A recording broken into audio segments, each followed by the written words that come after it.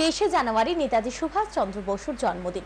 মঙ্গলবার ছিল স্বাধীনতা সংগ্রামী নেতাজি সুভাষ চন্দ্র বসুর 128তম জন্মদিন। এই দিনটিকে যথাযোগ্য মর্যাদার সহিত পালন করা হলো প্রদেশ বিজেপি কার্যালয়ে। সেখানে উপস্থিত ছিলেন প্রদেশ বিজেপি সভাপতি রাজীব ভট্টাচার্য, আগরতলা পৌর নিগমের মেয়র দীপক মজুমদার, প্রদেশ বিজেপির সাধারণ সম্পাদক অমিত রক্ষিত সহ অন্যান্যরা। প্রদেশ বিজেপি কার্যালয়ে এদিন জাতীয় পতাকা উত্তোলন করেন প্রদেশ বিজেপি সভাপতি। পরে উপস্থিত সকলেই নেতাজি সুভাষ চন্দ্র বসুর প্রতিকৃতিতে ফুল দিয়ে ওনার প্রতি শ্রদ্ধা নিবেদন করেন। প্রদেশ বিজেপি সভাপতি রাজীব ভট্টাচার্য জানান, 23শে জানুয়ারি দেশবাসীর জন্য একটা গর্বের দিন।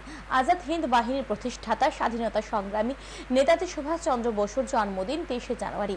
তাই ওনার জন্মদিনটিকে বিভিন্ন কর্মসূচির মধ্য দিয়ে পালন করা হয়। ওনার এই জন্মদিনটাকে আমরা উদযাপন করি বিভিন্ন কর্মসূচির মাধ্যমে।